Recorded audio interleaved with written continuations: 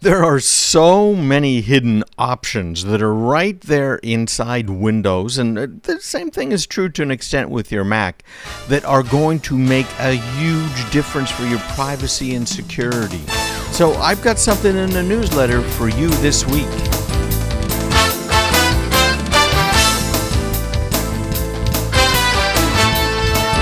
I'm going to avoid getting geeky here entirely. But I want you to understand something really quickly here, and I get it. This might be above your heads, okay, for some people, but stick around because this isn't going to last long. I just want them to know. Everybody, by the way, in my newsletter here for the next probably months, we're going to be going through some of these hidden switches that Microsoft has, but they don't want to bother turning on because they don't want to have to support them. And what happens if they end up breaking something? So you need to know what they are, how to use them in order to be able to stay safer, even if Microsoft doesn't really care about you. And we all know the one person Microsoft does not care about is you. The only people Microsoft cares about are themselves, and that's just an absolute shame. They could be doing a whole lot better, if you ask me, but, that's who they are. So the one this week is about user account control. Now, you may not be aware of it, but your Windows computer, your Mac, and pretty much every computer that's been made in the last 50 years has user accounts on it. Now, this particular one is a security feature in Windows, and the idea is that you can prevent unauthorized changes from being made to your computer. Now, this is changes that maybe another family member might try and make on your computer, but it's also changes that a hacker might try and make on your computer that could make things very, very bad for you. So this whole user account control thing, I've got a big write-up on it on my website, so you can find out a lot more. And also, I have, of course, a link to it in my newsletter. That's why it's so important for you to be on my newsletter, because you can forward this to your tech friend, or, most of you guys being the best and brightest, you're probably the tech person that people go to, right? So maybe this is for you. Maybe you want to have a look at this. But it really helps improve security because it's blocking malicious software from making changes to your system that you're not even aware of without asking you first. And it also is trying to encourage the use of standard user accounts for daily activities. Most of us are using our computers and okay, all's well and good, but the reality is we probably have what are called administrative privileges turned on. And that's a problem. And the reason that's a problem is because an administrator can do pretty much anything they want to do on the computer. And, you look at it and say, well, yeah, this is such a pain because I got to, go in and log in again if I'm just a regular user, or I have to call IT in order to do something, install certain software, et cetera, right? But most of your day-to-day activities, opening Microsoft Word or other apps, browsing the web, changing your personal settings, can all be done without administrative rights. So I go into this, I have step by step. So, 1, 2, 3, 4, here's what you do. Here's the options. Here's where you'll find them. And even the fast one, the hardest one here, which is a registry edit, I give you step by step by step how to do this here in the registry edit, okay? So it's all there, and it's all for you. And again, if it's a little bit above your head, I get it, right? Go ahead and just pass it along to your IT friend and have them have a look at it. And we're going to be having probably one a week. It kind of depends on how the week goes, right? Because Karen and I put these things together for you guys. But we have identified between the two of us 650 of these settings that you really should be paying some attention to. Now, most of those, they're a little advanced, and we do all of these for our customers because we've been supporting our customers' computers now for over 40 years. Yeah, isn't that kind of crazy when you think about it? But anyways, so we've put all of this stuff together. Here's what we do for our clients, and we're trying to rip out the most important things and provide them for you. All right, so again, craigpeterson.com/subscribe. That's where you'll find it online, craigpeterson.com/subscribe. Now, I've got a great article from Ars Technica that I put into the newsletter this week, and it's all about self-driving cars. And we've had a lot of talk about this on my show, and I've talked about it on all kinds of radio stations and television stations. And this is interesting because it's a good question. Are self-driving cars already safer than human drivers? And Timothy Lee, who wrote this article, said he learned a lot by looking at dozens of Waymo and Cruise crash reports. Now, these are companies that have self-driving cars, primarily in Phoenix, Arizona, and in San Francisco, but there's other cars that are around all over the place. And there were a lot of accidents, but, how does that compare to a human? August in 2023 was a pretty eventful month because the California Utilities Commission voted to allow Waymo and Cruise, so Waymo, of course, is Google, and GM owns Cruise, to begin charging customers for driverless taxi rides across the city. 1 week later, the Cruise vehicles were involved in 2 serious crashes within hours of one another. And the next day, this is all in the course of a week, the California Department of Motor Vehicles demanded that Cruise cut its driverless taxi fleet in half while these crashes were investigated. Now, if you know statistics, I remember taking it in college, statistics are kind of an interesting thing, right? There's lies, damn lies in statistics. But statistics are interesting because you can have clusters of events. And that doesn't mean that that event is representative of much other than the fact that it was just a cluster of events. But if you look at it over longer term, then the whole situation changes. It's like if you take a nickel and you flip that nickel, maybe the first 10 flips are all going to come up heads. Maybe the first 20 will come up heads. But over time, statistic average, assuming that that nickel isn't weighted in such a way that it's always going to end up on heads, that flipping of that coin is going to end up with a 50-50, right? But you started with 5, 10, 20 in a row. What does that mean? And so with statistics, you have to have a large data set. And so that's what this guy was looking for. And it was a fascinating article. If you're interested in this, again, craigpeterson.com. Make sure you get my newsletter. You'll find some of this stuff on my website, but make sure you get it so you don't miss it out in the weeks ahead. craigpeterson.com/subscribe. But we know a fair amount of data here about the safety of these driverless taxis. And I want to compare this with humans. So it says Waymo and Cruise have driven a combined total of 8 million driverless miles. Now, Waymo said that the company had completed more than 4 million driverless miles, and Cruise has about the same. So that's where the author at Ars Technica is getting this information.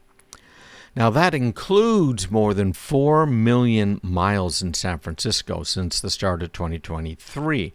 And these numbers, I think, are as of August 2023. Now, think of San Francisco. That is a tough city to drive in if you've ever tried to drive in it. Traffic is bad. It was abhorrent before the lockdown. Now it's just bad. And it's overall quite a problem for anybody that tries to drive there. Not just that one hill, right, that snakes its way down the side of the mountain. And, well, it's not a mountain, but a side of a hill.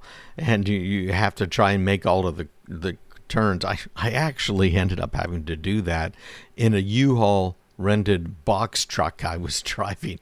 And it was a standard and it didn't have the wonderful pole emergency brake. It just had the foot emergency brake. Oh, that's something I'll never forget. All right, so we know these guys have 8 million miles on them. And he went through every crash report that they filed, those two companies in California in 2023, as well as reports that they filed about the performance of the vehicles, because in California, they have to report everything. So in total, the two companies reported 102 crashes involving driverless vehicles. Now, that might sound like a lot, but the 102 crashes happened over roughly 6 million miles of driving. That works out to one crash for every 60,000 miles, which is about 5 years of driving for a typical human motorist. Now, this is where it kind of starts to get more interesting, because GM's Cruise's autonomous vehicle record is not anywhere near as good as Waymo's. But is it on par with, or maybe better than, a human driver? Now, we're going to get to that in just a minute here. Again, I want to remind you, don't miss it in the future. Go online, craigpeterson.com/subscribe. You'll get my weekly featured articles that I write, as well as some of the best curated news in technology, security, and privacy. craigpeterson.com/subscribe.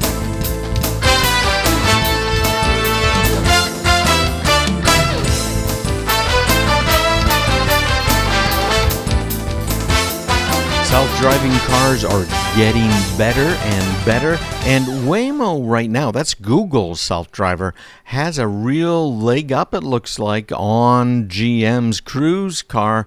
I am so looking forward to these things being reliable and safe.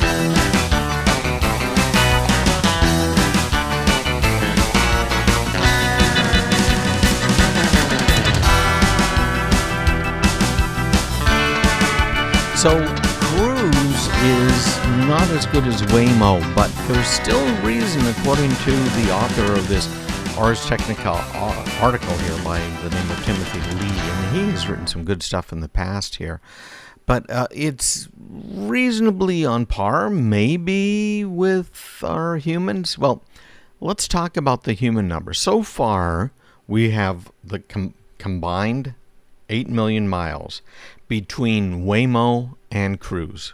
8 million miles. Human beings, on average, drive close to 100 million miles between fatal crashes. Now, think about the fatal crashes we've talked about on the show before. The fatal crash, in fact, that involved a family, and there's a big lawsuit going on. And where the car just decided, a Tesla, to drive off the road into a tree, according to the complaint, right? And of course, Tesla said, no, that's not true. So that's in court right now. But 100 million miles for humans between fatal crashes? I don't know. So looking at these statistics reported in California during the first half-ish of 2023, Waymo released a report celebrating its first million miles of driverless operation. And the samples are all basically the other guy's fault. So a passenger car backed out of a parking space and made contact with the Waymo AAV. An SUV backed out of a driveway and made contact. The vehicle that had previously stopped behind the Waymo proceeding forward, making contact with the rear bumper of the Waymo. And this, by the way, is one of the biggest complaints, because these autonomous vehicles behave much differently than a human driver does. So much of your driving and much of your safe driving is because you're used to how another vehicle is going to respond. So when you're merging and you're coming up, you know that the guy merging has to yield, and so you kind of work them in and make it all work, right? You know that's going to happen. You know if you're coming up to a stoplight and it just turned yellow, well, yeah, I can easily make it through before it turns red, right? You squash the tomato, I think is the term. But you know you're going to make it But an autonomous vehicle might be a lot more cautious. In fact, they tend to be. And so they are going to come to a complete stop, and maybe quickly come to a complete stop, and you are going to rear end them. And under the law, whose fault is that? Well, that's your fault, isn't it? But that's just one instance of the types of things that make a very big difference between these autonomous vehicles and human drivers, and why there are issues with having both of them on the road at the same time, right? Another Waymo report, a passenger car that had been stopped behind the Waymo AV, passed the Waymo AV on the left, the passenger car's rear passenger side door made contact with the driver's side rear of the Waymo AV. So in short, most of these were mostly low-speed collisions initiated by the other driver. But there were two cases where a Google Waymo autonomous vehicle ran into another vehicle. In one, a motorist in the next lane lost control and fell off their bike. The driverless Waymo slammed on its brakes, but could not avoid hitting the now riderless motorcycle at 8 miles per hour. So again, that's kind of a low-speed collision, right? In another case, a vehicle cut in front of the Waymo, and the AV braked hard, but could not avoid a collision. So were those the fault of the autonomous vehicle? No, they've all been ruled that they weren't, frankly. Now, the two crashes that Waymo thought were serious enough for inclusion in a federal crash database. Remember, California requires them to report every crash, any incident at all. The most serious of these federal reports for Waymo was when another driver rear-ended a Waymo while looking at their phone. So most of these things could have happened with a regular person driving, right, without it being autonomous. So one of Waymo's biggest challenges during its first million miles was avoiding inanimate objects. We've talked about that before with Teslas and others, where they will run right into a stopped police car, run right into a fire truck, which is not something you want to do. Believe me, I have seen that before when I was working an accident scene, and it didn't work out well for the person driving the car. And so you got to be really careful, because these inanimate objects are everywhere. They can be a construction pylon. They ran into parking lot barrier arm, shopping carts, all at low speed, about 10 miles an hour. So they need to do a much better job of recognizing these irregularly shaped objects that they don't necessarily are programmed for.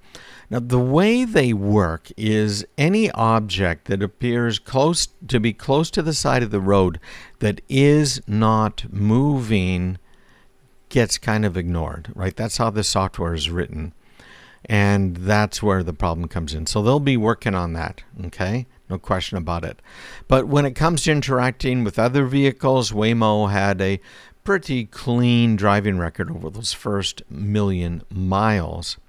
So they're still struggling to avoid inanimate objects. The Waymos were colliding with cardboard road debris and a chain connecting a sign to a temporary pole. A Waymo also drove into a pothole that was big enough to puncture a tire. That's one heck of a pothole. And there were two incidents. Oh, that's right. It was California. That makes sense. And then there were two incidences where Waymos scraped parked vehicles. So that's a total of 5 crashes where the Waymo vehicle was clearly at fault here. The rest of the driverless crashes do not seem to be Waymo's fault, but they had 2 serious ones. A driverless Waymo was trying to turn left, but another car proceeded into the intersection from the left and made contact with the left side of the Waymo AV. So you can see, you've had this happen to you if you've driven long enough, right? Some idiot decides that they don't like the way you're about to turn left, and they're more important, so they're going to go right around you. Another one, an SUV rear-ended Waymo hard enough that the passenger in the Waymo reported injuries.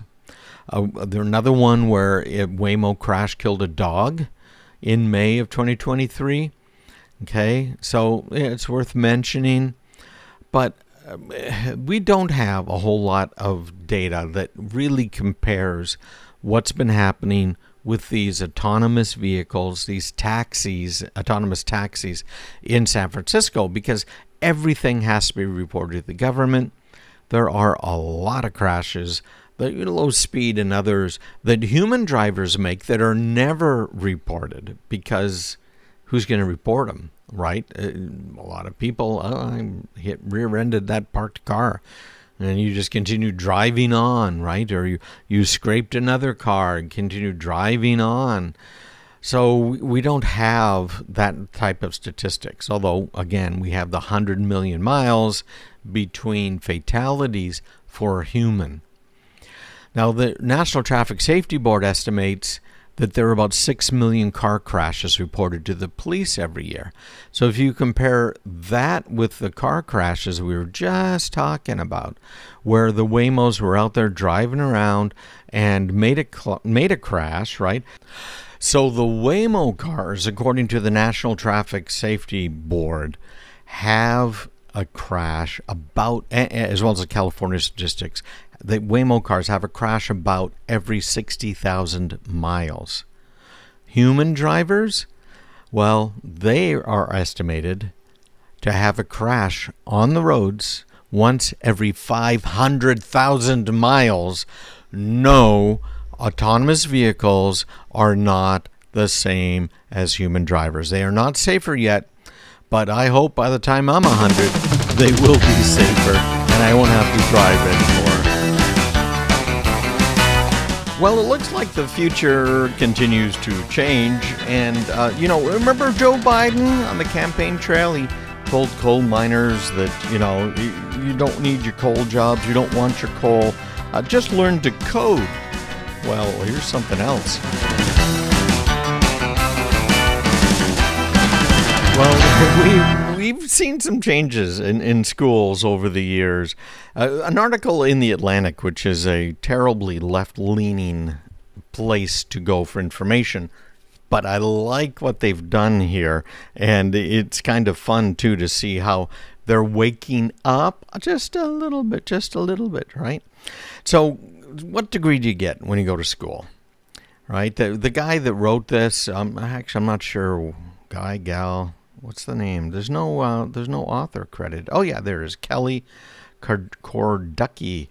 So she says the quickest way to second guess a decision to major in English is this: have an extended family full of Salvadorian immigrants and pragmatic Midwesterners. The ability to cite Chaucer in the original Middle English was unlikely to land me a job that would pay off my student loans and help me save for retirement, they suggested, when I was a college freshman still figuring out my future. I stuck with English, but when my BA eventually spat me out into the thick of a Great Recession, I was worried that they had been right. Well, and again, Biden said, hey, listen, if you can work 3,000 feet below the ground and throw coal into a furnace, then you can learn to code. Well, a lot of people kind of didn't agree with him on that, right? That's just ridiculous. A whole different mindset in programming. I have one of my kids who has been working with me for years and kind of, he's definitely a cybersecurity expert, and he's getting a PhD, in fact, in cybersecurity right now. He can't code, right? He can kind of hack at a little bit, but he doesn't have that coding mindset. And as you probably know, I wrote code that went into Windows NT 351 that Windows uses, a whole bunch of different stuff, including their IP stack is all code I worked on. And we could go on and on, right? I have done a lot of coding over the years, most of the time in the kernel and then at the network layer and even the kernel and window interfaces themselves. So you can't be a coal miner and decide you're going to be a programmer normally, right? There's always an exception which proves a rule. But the Federal Reserve had an interesting statistic, and that was the average starting salary for someone with a computer science degree is significantly higher than that of a mid-career English graduate. At Google, an entry-level software engineer reportedly made $184,000. And that doesn't include the free meals, massages, and other perks. Now, as you know, listening to the show, most of those perks are gone for a very good reason. And people are kind of upset about it. Most of those jobs are no longer stable. Most of those companies have had major cutbacks.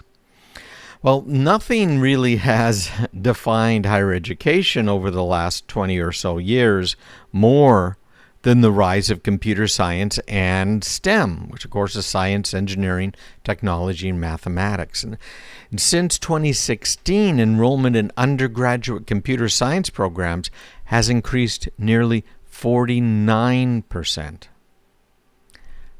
Okay. Meanwhile, humanities enrollments across the U.S. have withered at a clip, in some cases shrinking the entire humanities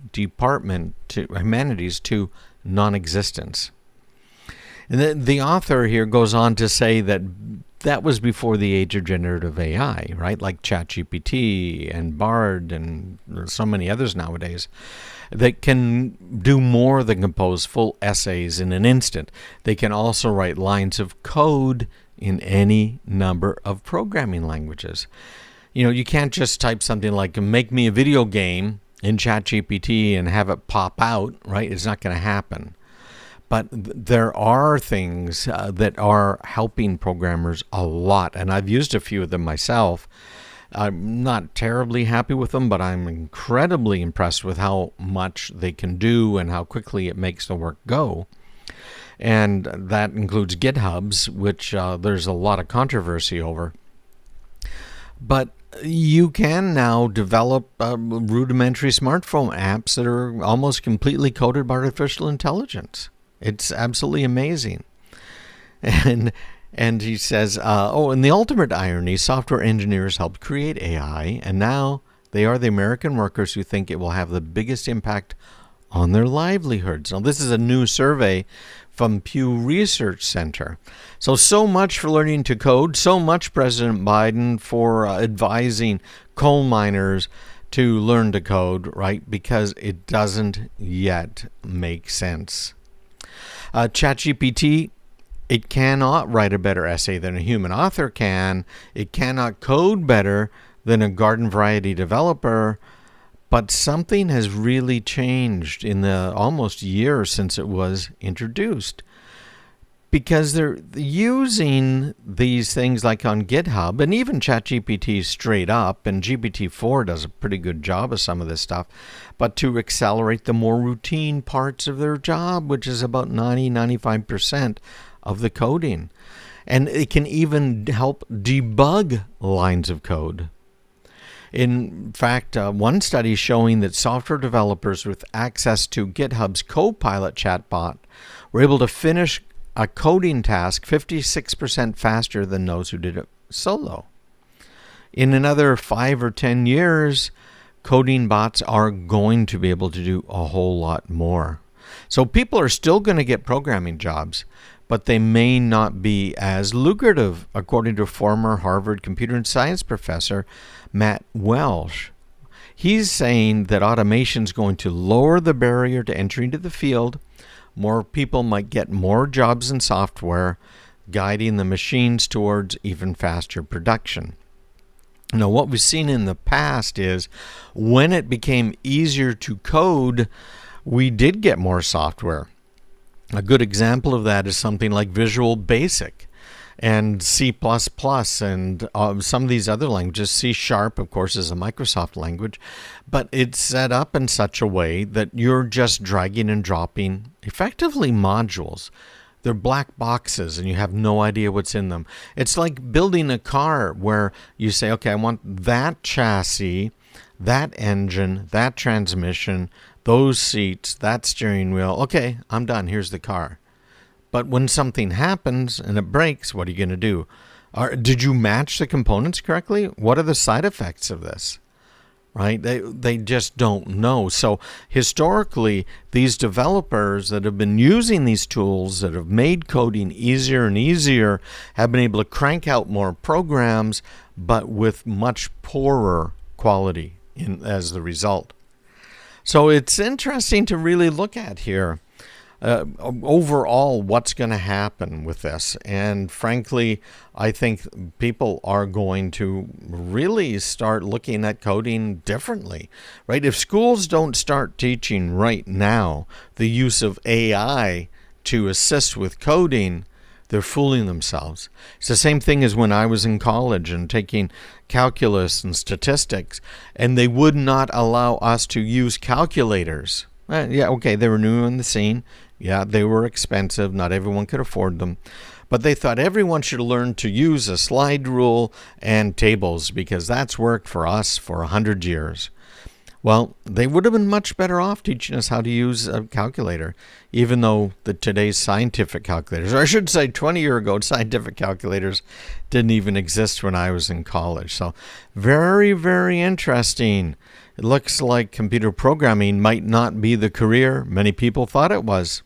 Hey, make sure you go online right now, craigpeterson.com/subscribe. You'll get all my weekly articles and my featured little trainings every week, absolutely free. craigpeterson.com/subscribe.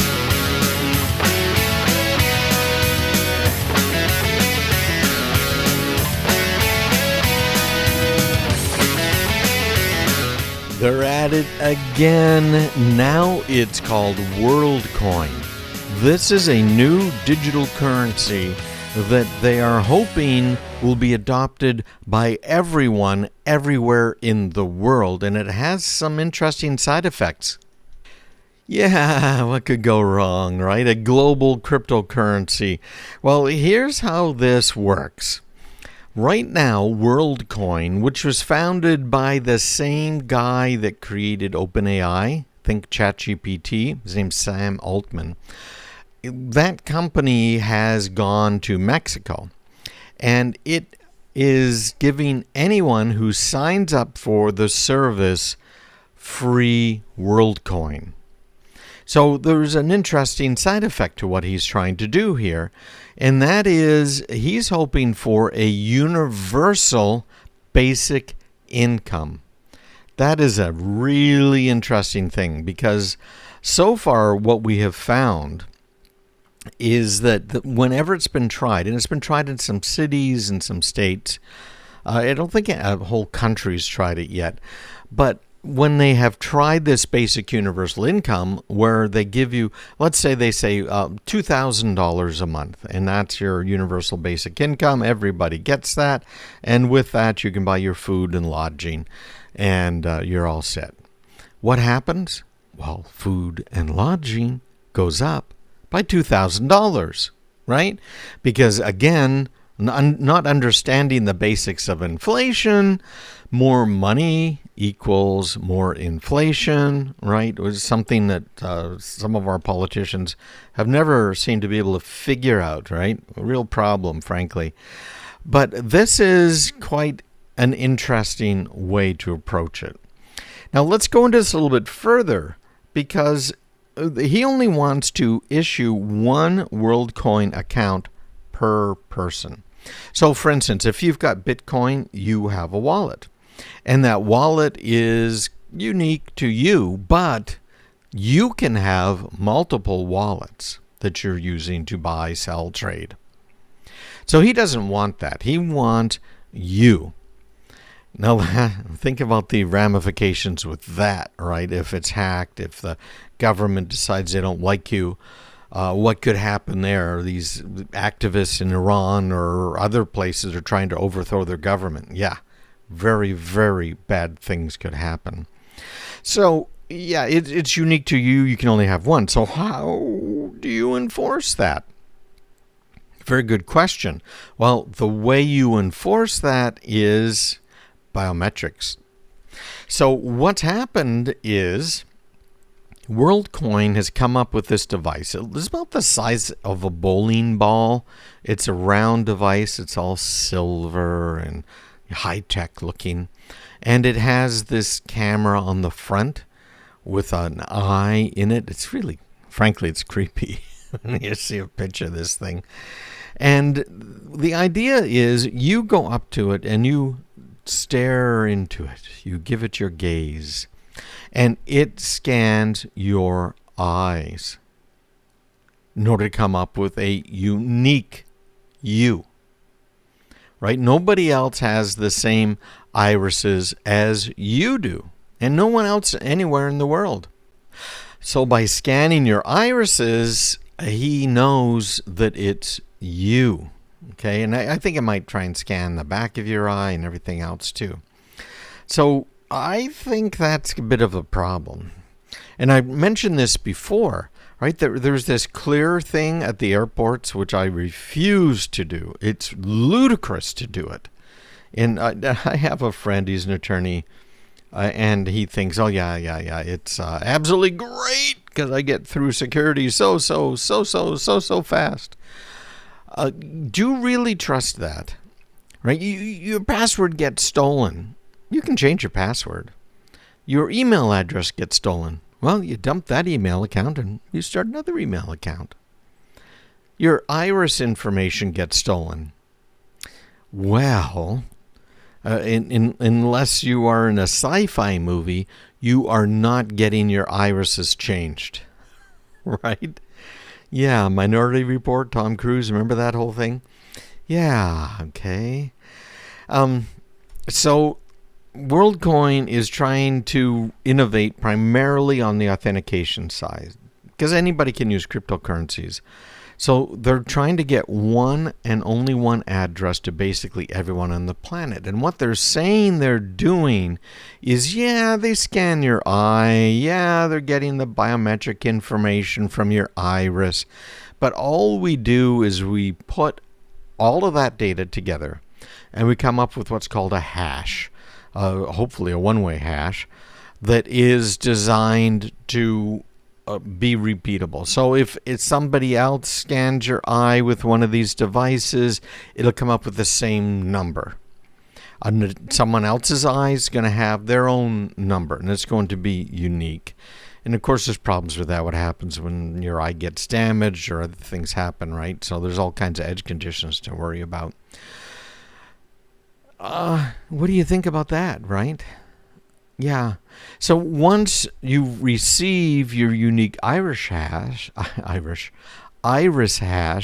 and your crypto wallet, you get a world ID or a digital passport. From Afghanistan to Britain, biometrics and digital IDs are already being used to allow people to vote. So wait a minute. Countries around the world, they don't just require a driver's license. They don't require a proof of citizenship. They require biometrics that is tied into your citizenship to vote. And yet here in the U.S., they're fighting to maintain the supposed right to vote without any identification in a lot of different places around the country. They'll give you a voter's card, voter's ID, registered to vote when you get your driver's license. But countries around the world require biometrics and digital IDs tied into your citizenship. Interesting here.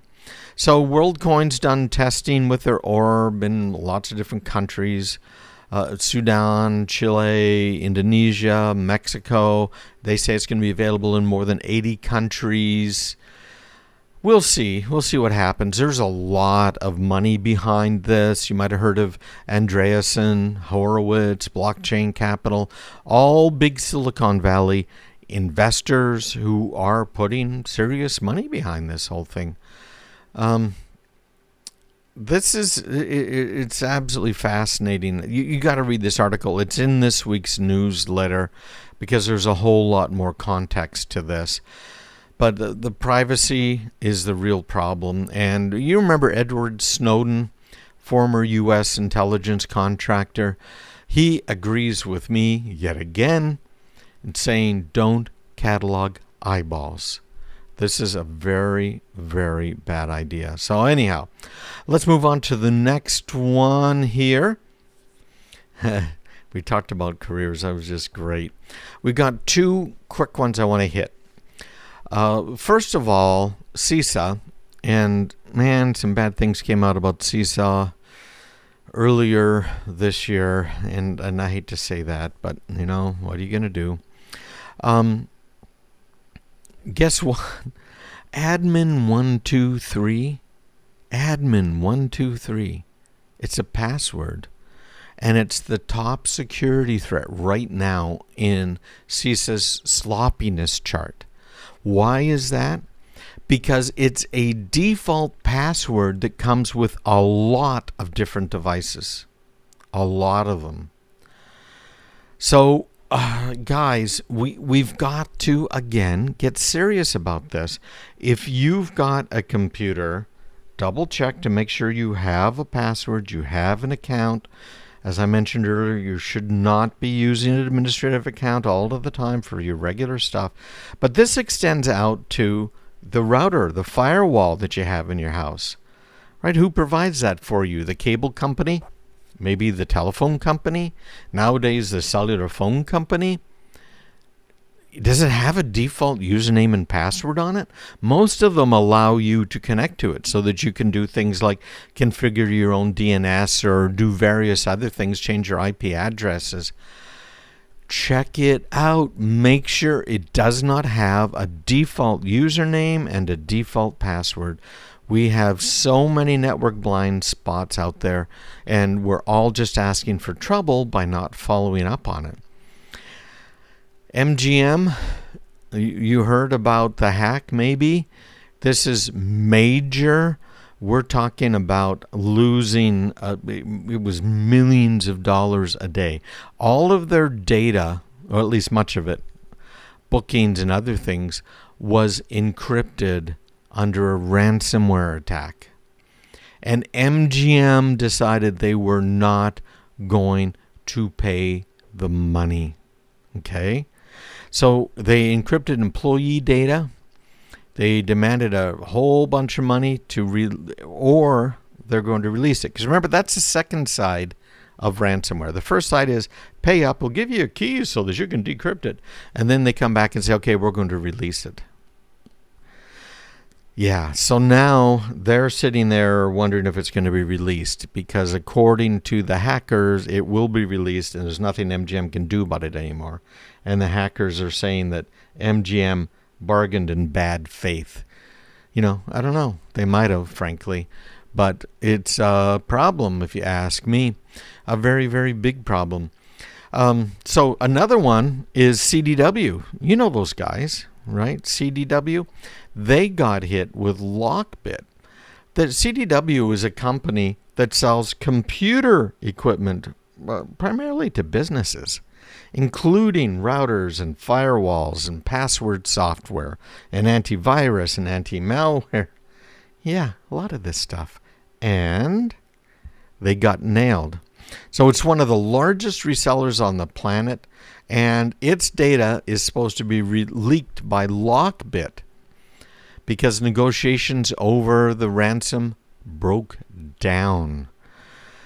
Yeah, and they're publishing the data because a $20 billion company known as CDW refuses to pay adequate money.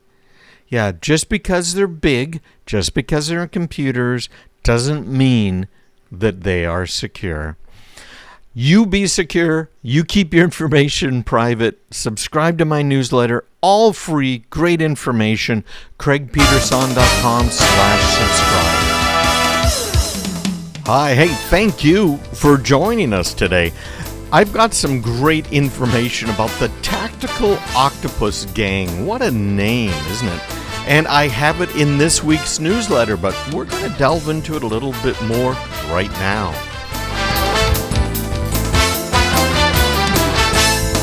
Well, with a name like Tactical Octopus, you'd think these guys were into all kinds of things, and guess what? You'd be right. There is another set of attacks going on. We saw them very active in April of 2023, and they were pretending that they were the IRS and was sending information around for people and trying to get you to click on stuff that you should never click on, right? But they're doing it again. Just this week, in fact, it was just a day or two ago, I was talking with one of my clients, and they got a phone call from somebody. And the phone call was supposedly from the sheriff's office. Now, this guy is up on some minor charges, and so he's kind of expecting a phone call, and they're going to set up the court date and everything else, right? So he was saying, yeah, I got a call from the sheriff, and the sheriff said that I had not made it to court on time and missed my court date, and therefore I was going to be fined or I needed to go and turn myself in. Now, what was interesting is he said, okay, well, I can go to the bank and get the cash and we can make this happen. Sorry for missing a court date. I didn't get a notification. And, so of course, the sheriff's office is there saying, yeah, right. That's what everybody says.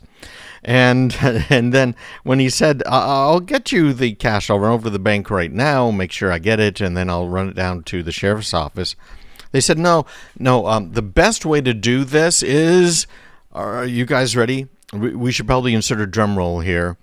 But yeah, the best way to do this is buy gift cards and send us a picture of the front and the back of the gift card. But the back, before you take the picture of the back, make sure you scrape off, that gray stuff so we can see the number. And that's the best way to pay a fine to the sheriff's office. Can you believe that? So obviously he figured out almost immediately here, once they said that, this wasn't legitimate. But they're pulling at our heartstrings in some of these romance scams, some of the fake kidnapping scams that have been going on. And they just love this stuff. And in fact, over 90% of cyber attacks right now start with phishing emails.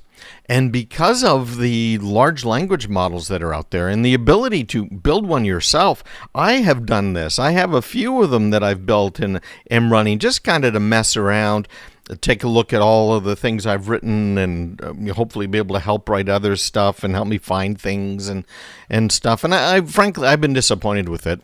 Hasn't been that great.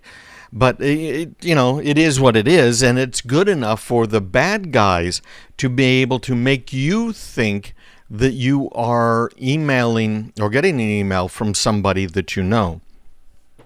Remember, there's a website called Have I Been Pwned? Have I Been Pwned? pwned.com.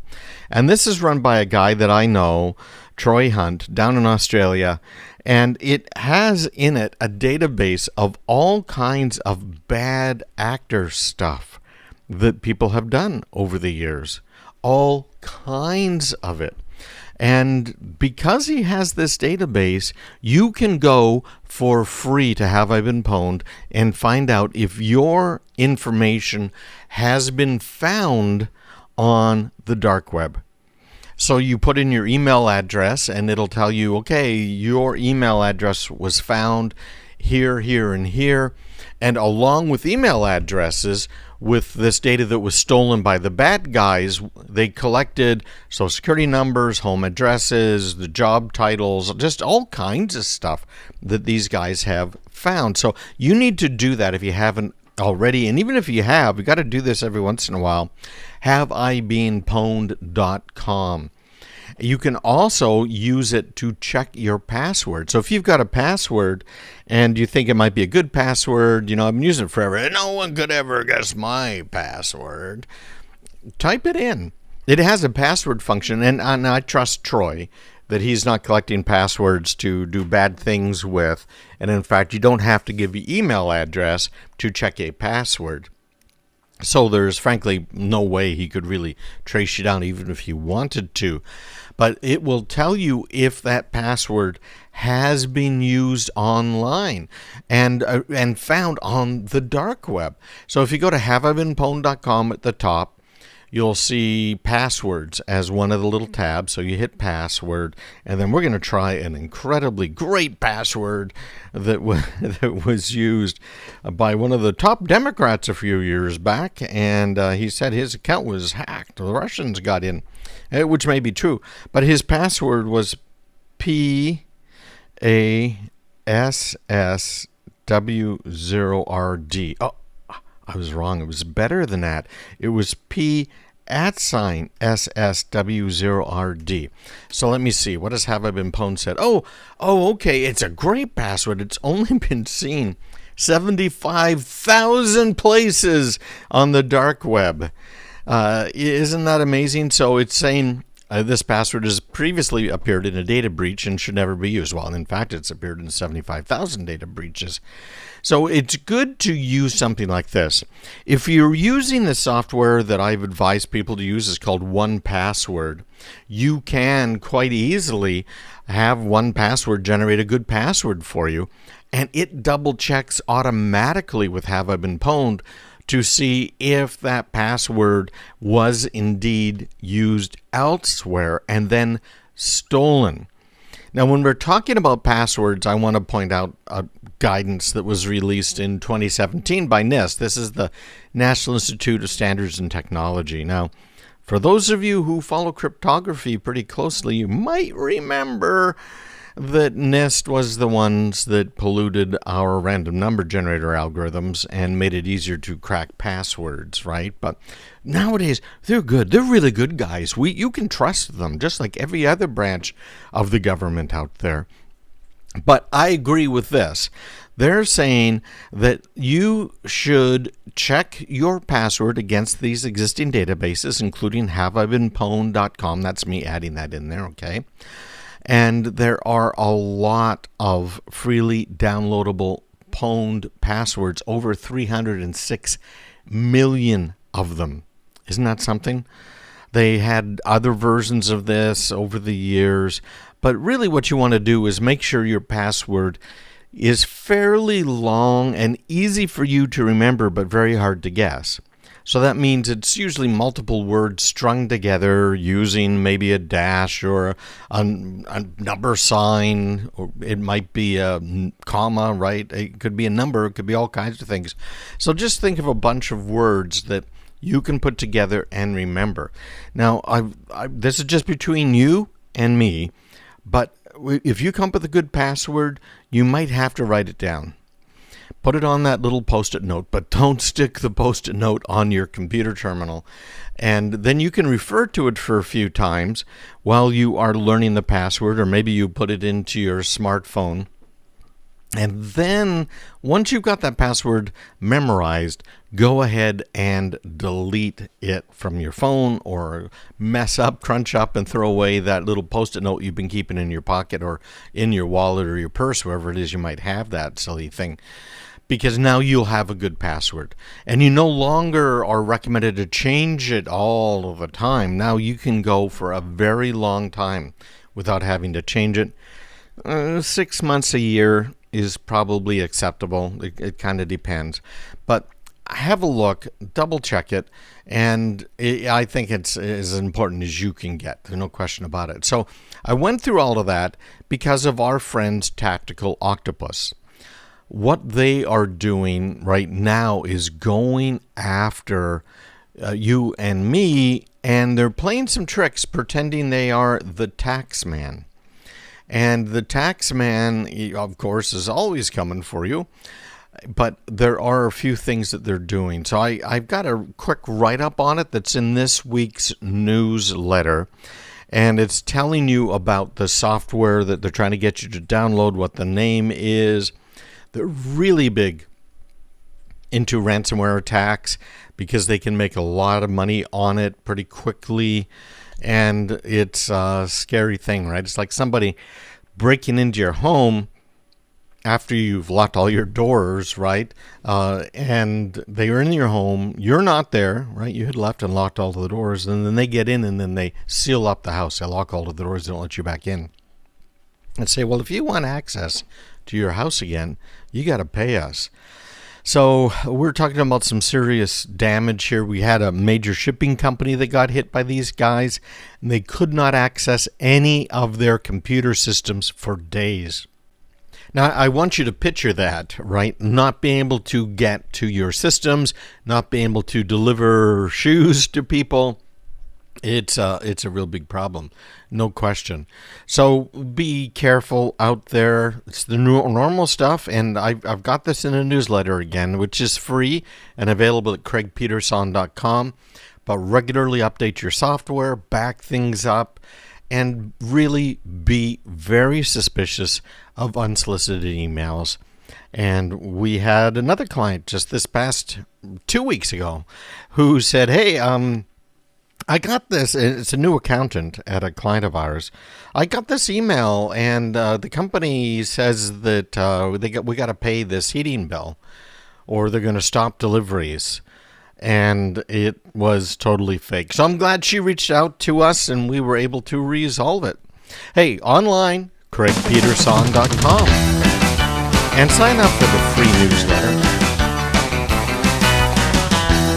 Well, I've got 3 green energy stories for you today. I think you're going to like these. The first one is some scientists here, MIT and Princeton, talking about a hoax that's been going on. Now, what kind of hoax could there possibly be when we're talking about green and, climate change, or is it global warming, or is it global cooling?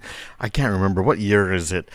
Because it certainly does change around. But we've now got 2 prominent climate scientists who have taken on the EPA and their new rules to cut carbon dioxide emissions in electrical generation. Think about that for a couple of minutes, right? What the harm of cutting back electrical generation? Really, what's the harm? What's the harm of moving everything to solar or wind? Well, obviously, solar and wind are not reliable sources of electricity. And we as a society need reliable sources of electricity, very reliable. Our manufacturing, okay, I get it. We don't do manufacturing here anymore. We'd rather ship it overseas to China. What could possibly go wrong with something like that? So, we don't do manufacturing, so we don't need reliable electricity. We don't need reliable electricity for our homes or our hospitals. We don't need reliable electricity to charge our electric vehicles. We just don't need it. It's crazy to even think about, right? Right. Yeah. Well, these 2 scientists are arguing in testimony that these EPA regulations will be disastrous for the country for no scientifically justifiable reason. And when you read through this article that's in this week's newsletter, I think you will agree. They've got graphs in here. They've got all kinds of really great information. And it's looking at things from observations like balloon data sets. Some of them are satellite data sets. Some of them are reanalyses. Now, we've talked before. In fact, I had on a gentleman who had studied this. All of these heat stations where they've been monitoring the temperature. And they monitor the temperature by putting one of these stations, you might have seen them, I know I've seen them before, that is about, about 4 feet off of the ground, there's 4 legs, it's painted white, it has a little cute pyramid roof on the top of it, and it has louvers around the sides, right? And it's in the middle of a field. Well, the latest statistics by somebody who went and visited these sites showed that 98% of them are no longer in a field. Some of them had air conditioning blowing on them. Have you been out in front of your air conditioner, or even worse, the air conditioner for a building, some sort of a business building or warehouse? Have you felt the heat that comes off of that?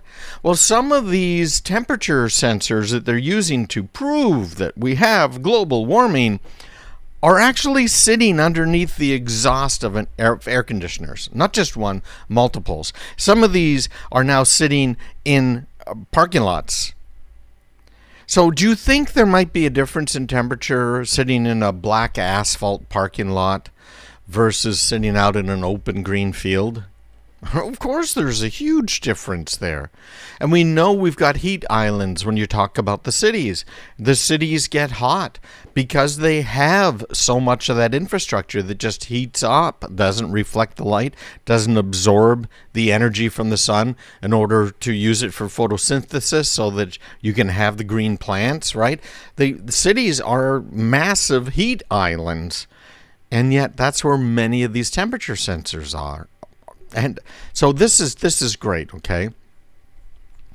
So again, this is from Zero Hedge. Citing extensive data to support their case, William Happer, Professor Emeritus in Physics at Princeton University, and Richard Lisden, Professor Emeritus of Atmospheric Science at Massachusetts Institute of Technology, aka MIT, argue that the claims used by the EPA to justify the new regulations are not based on scientific facts, but rather political opinions and speculative models that have consistently been proven to be wrong. Quote, the unscientific method of analysis relying on consensus, peer review, government opinion, models that do not work, cherry-picking data, and omitting voluminous, contradictory data is commonly employed in these studies and by the EPA in the proposed rule. You've got to get the newsletter. And if you can't get the newsletter, and you can subscribe to that at craigpeterson.com/subscribe. But if you cannot get the newsletter, then go to my website and you will be able to see the articles. It is just so important. So Happer and Lisden, or Lindzen stated, none of the studies provide scientific knowledge, and thus none provides any scientific support for the proposed rule. Now, we know the EPA has started losing some court cases because they were never given the authority that they're exercising over you, me, and businesses. It's not in the Constitution. We didn't agree to it. And in fact, even our elected representatives in Congress never agreed to it. It's amazing. So back to their quotes, all of the models that predict catastrophic global warming fail the key test of the scientific method. They grossly overpredict the warming versus actual data. The scientific method proves there is no risk that fossil fuels and carbon dioxide will cause catastrophic warming and extreme weather. Isn't that something? Now, climate models are notoriously terrible. Look at the model that was used for COVID-19 as an example. I know it's a completely different model. It's modeling a different type of science, which is about the spread of a virus, right? Versus is the Earth going to warm? But that model had predicted, what was it, like 2.5 million Americans to die from COVID-19. And of course, there were deaths, and it's just terrible to think about the number of deaths. You know, even one death is a terrible thing. But people die every year from the various flus, et cetera, et cetera. But there is a gentleman from England who had put together a model. Now, you and I must believe the model because he's got a PhD in putting together models. He doesn't have a PhD in programming, not that I don't think that would help very much, or a PhD in many other things like logic, etc., right? But he had a model that predicted 2.5 million Americans to die unless we did something amazingly drastic. And many people fell for that, right? Why wouldn't you? Here's someone that looks to be an expert. Here's government agencies using his data from his model and trying to save lives. Hey, that's what we're all trying to do, right? We didn't want to kill grandma. Or isn't that what they always told us? We just don't want to do it. Now, they go on in the Epoch Times or Epic Times, depending on how you want to pronounce it. I know, again, I've had some of the reporters on my show before, and they pronounce it the epoch times, but a lot of people call it epoch. But here's a table that was presented to the EPA to illustrate the point. And I'm looking at it right now. It's a really nice graph, tons of data on it. And they say, and that was already an embarrassment in the 90s when I was director of energy research in the U.S. Department of Energy. I was funding a lot of this work, and I knew very well then that the models were over-predicting the warming by a huge amount. And that's how we know. We know it's correct. The warming's right? Because Al Gore predicted Florida would be underwater by 2020, and it is. You can't go to Florida anymore. It's completely submerged in the Atlantic Ocean, he said with tongue-in-cheek. Hey, online, CraigPeterson.com. You got to read this article. We were just talking about how our MIT scientists and Princeton scientists were both saying that this global warming thing is a hoax based on the CO2. Right? It may warm, but much of it is a hoax and is disruptive to all of us. Well, there's more. You so have to read this article. You'll find it online on my website at CraigPeterson.com. Here's another one. The Biden administration announced that it's going to spend up to $1.2 billion to fund what is called direct air capture carbon removal projects. So in other words, it's sucking in air, and as the whole goal here is to either take that carbon dioxide that's in the air and bury it deep underground, which, by the way, makes petrochemicals. Or in some cases, they're actually taking that carbon dioxide and making a kind of a rock from it that should last forever. So we're binding that carbon dioxide up. And yet the studies show that the Earth has not been ever warmer since the 1930s. In fact, it's been cooling overall since the 1930s. And so many of these climate scientists, including the 80,000 that are agreeing that the global warming is man-caused, so many of them have been actually manipulating the temperature from the 1930s, lowering it, coming up with excuses to lower it, and then have been raising the actual temperature readings that we have from today. The accusations in this article by these scientists is just incredible. Now, one of the things that they pointed out was that when you have an increase in carbon in the atmosphere, things happen. Right? Now, Al Gore would have you believe, as would so many of these so-called climate scientists, that if you add an equal amount of carbon dioxide to the air that's already in it, you would be doubling the amount of carbon dioxide. Therefore, you'd be having dramatic increases in the heat, in the temperature. And yet the scientific scales of actual measured carbon dioxide in the air and the increase in temperature shows a barely nominal increase. It's kind of like a reverse dog's leg. The first 100 parts per million has quite an effect on the temperature. And then when you start getting up into the 400, 500 or more parts per million in the atmosphere, there's almost no effect on warming. However, dramatic effect on many other things, including since really the industrial age. They show a graph in there. We have increased the amount of carbon dioxide in the air by about 150 parts per million, which is minuscule compared to some of the heights of carbon dioxide in millennia past. It's hardly worth accounting for, frankly. However, at the same time, the food production from the increased carbon dioxide in the air has increased some 20%. So when you start capturing the carbon from the air and you bind it up in a rock or in some other material, or you push it underground, what you're doing now is making it so it is harder to grow crops. Because remember, green things need carbon dioxide to grow, and they give off oxygen for us. We need the oxygen, and we give off carbon dioxide. So back to this Biden administration $1.2 billion boondoggle, they have projects in Louisiana and Texas, and they are going to be putting it underground. They're going to use it for cement, and cement does produce a lot of carbon dioxide. And this is according to a press release in the Department of Energy Secretary Jennifer Granholm.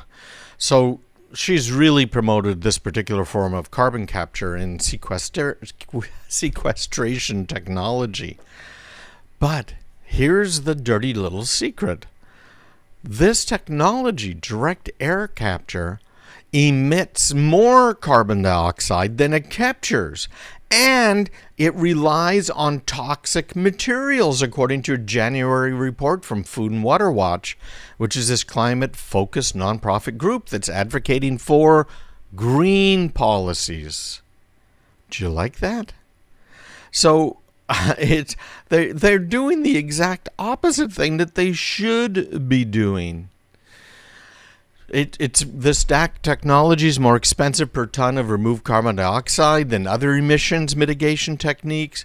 It's very energy intensive. Where could they get that energy from? Oh, that's right, the windmills that aren't turning or are frozen up, or the solar panels that aren't producing because there's dirt and dust on them, or there's clouds in the sky. Clouds in the sky, yes. Can you imagine that? Yeah, if you have clouds in the sky, the electrical production goes down and sometimes completely gone away. So there's also a May 2022 report from World Resources Institute. They are trying to, quote, fundamentally transform the world's food, land, and water. That always concerns me, right? But they're saying, hey, it's even more expensive than other emissions mitigation techniques. I kind of wonder, I don't have the time or the research ability, but if one of you guys do, would you mind looking it up? I would love to see where this money is actually going and where it ends up. Is this money going to end up in the hands and pockets of politicians and their relatives? Oh, can you imagine if that would ever happen, right? Absolutely amazing. So the Department of Energy anticipates that the two new projects will remove at least 2 million tons of carbon dioxide from the air each year, and that's equivalent to the annual emissions generated by almost 500,000 gas-powered vehicles, according to them, right? Yeah. Oh, and by the way, those companies, for every let's see, what is it? Yeah, ton of carbon dioxide they capture, they get to make $85, and that's coming straight from you, the taxpayer. And $180 per ton of every ton of carbon dioxide that's stored permanently, according to the White House. So there you go. The Inflation Reduction Act, which had nothing to do with reducing inflation, and of course did not reduce inflation, but was actually a so-called green energy bill, is really messing things up again, isn't it? So what are you going to do about that? The other crazy thing that the Biden administration is doing when it comes to green is they want to reach net zero carbon emissions in the American power sector by 2035, which is absolutely ridiculous. And as the science is proving, unneeded, right? Except if you're trying to enrich yourself because you own money in either the carbon exchanges or maybe solar panel companies or windmill companies, right? And that money, where's that going? Well, that's going to China. It's not really going to U.S. companies. Yeah. Oh, my gosh. So this article, Daily Caller, they reached out to the White House and the Department of Energy to comment on this, and shock of shocks, they didn't hear from anybody. Oh, one more real quick one here. China wants to put its world-famous exploding batteries in your homes, in helicopters, and much, much more. You've heard about these, right? These cars that are catching fire, the warnings that if you have an electric car, do not charge it in your home. Do not charge your electric car next to your home. Make sure if you have a charger installed, it's somewhere, hopefully in the middle of a desert where there's no woods or anything else to burn, because they can catch fire. Yeah. But here's what's happening. China's starting to make more of these batteries and sell them to us in the United States. So, hey, beware of the boom from Chinese batteries. Hey, stick around, of course, a lot more coming right up. And I appreciate you visiting me online, CraigPeterson.com. Zoom, Teams, whether it's Microsoft or WebEx, those are pieces of software we've used a lot since we've been locked down. And the entire work environment has changed dramatically. So what does that actually mean right now? A lot of people have benefited pretty dramatically from being able to work at home. I know my sister, for instance, is now living close to her family in southern Utah, and her employer is, 1,000 miles away from where she's living, but she gets to be near her family, and she gets online, and they have meetings with people, and she does what she needs to do, right? With sending emails and writing reports and following up on stuff. And her employer seems to be quite happy with what she's doing. They know that she's down in 1,000 miles away in southern Utah. Now, there's a lot of people that have done some other things, maybe a little more underhanded. They've been flying around the world. I read an article of this one lady who every weekend she takes off after work at 4 or 5 p.m. on Friday, flies to Europe or wherever she wants to fly, spends the weekend there, and then she has to be in the office 2 days a week. So she does it Tuesday and Wednesday. So she flies back on Tuesday so that she's there Tuesday morning or Monday night. And then she goes into the office for a couple of days, works from home a couple of days, and then takes off on vacations again. So that's one way to do it. I also know a couple of people who will go nameless, but I know them quite well, who both, and their employers agreed to this. They both work from wherever. They were over in Holland, and they spent a week there, and were having a whole lot of fun going around Holland and working U.S. East Coast time. And, of course, Holland and much of that Central Europe is about 6 hours ahead of U.S. East Coast. So they had an interesting day, right? Basically a late evening. All morning long, they could do what they wanted to. And they're spending time in Belgium. I think they're going to spend a couple of weeks there. And both of them are working full-time. Well, they've taken a couple of days off, but as a whole, they're working full-time. And that work full-time is being done online. So they have meetings using the technology that whatever their company wants them to use. Some companies obviously use Zoom. Some of them use different types of Teams. And for them, it's a great thing. It reminds me of Tim Ferriss's book that I got so excited about, The 4-Hour Work Week, which has never come true for me. Right? I'd be happy if I only had to work 4 hours a day. My typical day is somewhere between 12 and 14 hours, which is, I guess, too much work. But I really like helping people, so I do it no matter what, right? But he had this promise of, you can kind of work from anywhere. And it was the lockdown that gave us the ability to do that, because working from home is kind of a fun thing, and it worked out pretty well, and it lets you kind of go wherever you wanted to go. Well, many businesses have found that, it hasn't worked out as well as they thought. There's a lot of interaction that does not occur when you're in a meeting. And I love this article that I came across. This was, Ars Technica. And Zoom's CEO, Zoom, the video conferencing company, Zoom's CEO has said he wants his employees to return to the office. If you live within 50 miles of the Zoom office that you're assigned to, he expects you in the office at least 2 days a week.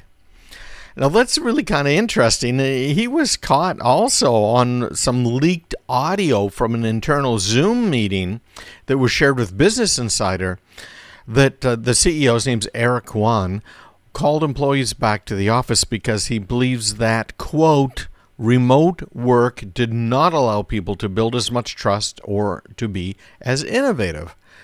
I actually kind of agree with that, right?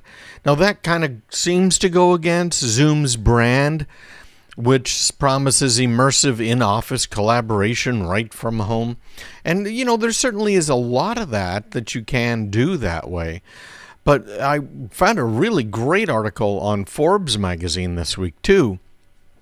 And it's saying, do people still interact better when in person?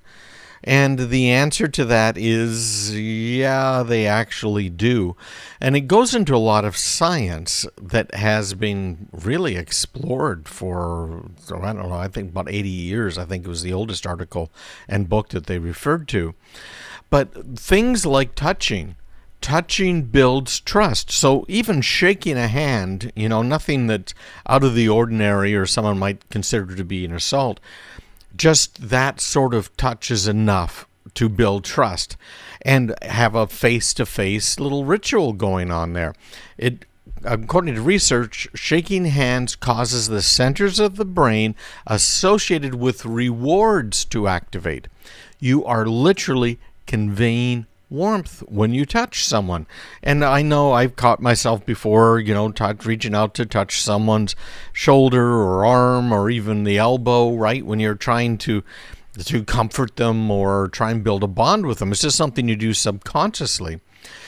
Number 2, you pick up hidden messages. Well, that's kind of interesting. Here's a book from 1971 called Silent Messages, and it says that the total feeling is 7% verbal, 38% vocal, and 55% facial feeling. In other words, facial expressions play a very large part in delivering a message.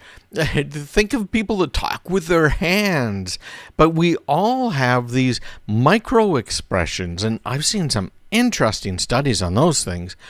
But things like your pupils are dilating. That's not exactly micro, but some of these things, it can just be, if you're videotaping it, a frame where you catch someone's mouth or nose or something else, just this little expression that's actually giving away what they really think, what they really feel. But if you can look into someone's eyes, you can absorb emotional information and be able to respond to them. Complexity formulas with groups are often difficult because of it. There's so many non-verbal cues and signals that you don't pick up via a video conference. These days, most of these people that are working from home have multiple monitors, usually a larger monitor that's augmenting the laptop or your desktop screen, and it's really helpful for participating in a meeting. For instance, when I'm on a WebEx Teams meeting, I have 2 displays, and that allows me to kind of work on something that I'm going to show them and move it into the display for them to see. And I can see their face full screen, which gives me more visual clues again. People also tend to mirror emotions, mirror and reflecting. You might be familiar with that. And you tend to pay more attention. This is why the advice nowadays, if you're on a meeting, let's call it a Zoom meeting, a video conference call, that you should never turn off your camera. I was on a meeting just last night, it was night for her, it was morning for me. And she said, well, I have my camera off because I'm not business dressed. But we missed all cues other than the verbal ones, right? And it makes it kind of difficult to build trust. In this case, it was an attorney, right, that I was trying to help out with a legal problem having to do with cybersecurity. So the advice nowadays is, hey, it doesn't matter if your hair's up in curlers. Do people still do that? Or if you're in your pajamas throw a shirt on or whatever, and turn on your camera. Because who knows what the person is doing with the camera off? Are they paying any attention at all? Are they sitting there with their phone scrolling through Facebook? Are they taking care of a kid or a dog? Which is all fine. But if they're doing something else, I would rather wait until I have their attention if I'm trying to deliver some important information. And I'm sure you're the same way, right? Don't you find that frustrating? Or is it just me, frankly? But face-to-face meetings really help convey that the topic, maybe the person, is important, and you need to pay attention. So that's why you should really have your camera turned on all of the time, no matter what, right? When you're meeting in person, there's no place to hide. People are sitting there. We all can see what's going on. We've all been in packed meeting rooms. The last few rows have people who are kind of checking their phones, right? For most of my business life, we didn't have these smartphones, right? They've only been around. Well, the iPhone, is not even 15 years right now. And it's all pretty new technology, but still people were hanging out in the back and just kind of dozing off almost with their eyes open. So you couple all of this with exhaustion and boredom, well, obviously the in-person meetings can be really good. Right-size groups are important, and there's a rule. I don't know if you guys have heard of this, called the 2-pizza rule that Forbes is talking about in this article. And basically it says it's a right-size group is 2 pizzas to discuss something important to them. And 2 pizzas means you're going to limit the number of people that are going to be in there. Because if everybody gets a slice, what is it? A pizza with, 6 slices, 8 slices? So maybe 16 people. And at least in video conferences, if the cameras are on and people aren't paying attention, they're sending out some pretty clear signals as to what's going on. And then also, the more you see someone and the better you see them, then the more expressions, these micro expressions, the movements and things that you can see, the more you decide if you're going to like that person. And if you're going to interact with that person, trust that person. It's very, very, very important. So it's hard to dispute that the physical proximity that we get by being with someone just can't be beat when you get right down to it. It really can't. So keep an eye out for that and expect to go back to the office at least part-time, unless you're one of those lucky people like the ones I just mentioned, who can work from home and work from anywhere around the world, and the boss is happy as can be. So keep the boss happy. Maybe that's the rule here, right? And make sure you get my newsletter. All of this stuff is in the newsletter every week. CraigPeterson.com/subscribe. And of course, you can also go online and read many of these newsletters as well. Thanks for joining us.